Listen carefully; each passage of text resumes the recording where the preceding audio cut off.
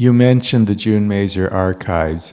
Besides them, what other archives have been significant resources for your research? And also, how much has been the role of oral histories in your research? I did about over 150 oral histories. Did everyone hear the question, or do I have to repeat it? Yep, yeah.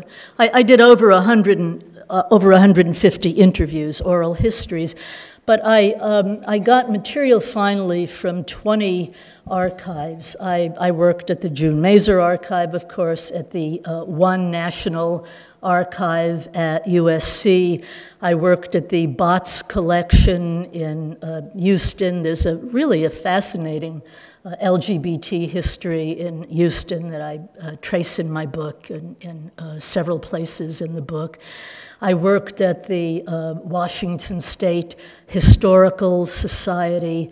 I worked at the Stonewall Library in Fort Lauderdale, a number of other places as well that I can't think of offhand. But these archives are so important, and it's true that some of those archives you could get material online. There's outhistory.org, which has great materials online, but please believe me when I say that there's nothing like touching the paper, and Phyllis and I had so many wonderful experiences with touching the paper.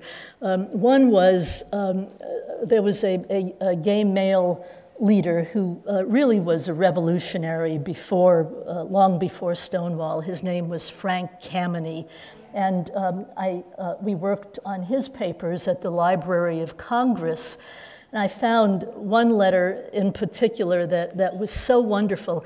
Kameny helped other people, both men and women, challenge the Civil Service Commission's prohibition against homosexuality in federal employment. And he won many of those cases. And one particular case he won, and there was going to be a huge settlement. I think the man's name was Norton.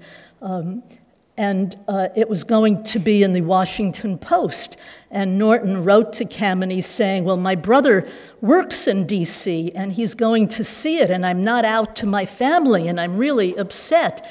And there's this great letter from Kameny saying, you took on the federal government, and you won, and you're still afraid of your family? And it had like 6 exclamation marks and 7 periods afterwards. You bearded the lion in its den, and you were victorious. How can you still be afraid of your family? And again, all of these exclamation marks and question points and question marks, and and it was on yellow carbon paper. But the reason I'm telling the story is just to see how angry he was. The paper was dented where the typewriter keys went through because he was just typing away furiously. And you can't find that online. You can't see that online, that this yellow carbon paper would have marks in it because he was typing away so furiously, so mad at this guy. So yes, I think that archives are absolutely indispensable, and I hope the June Mazer collection goes on forever, despite the fact that so much material is now available online.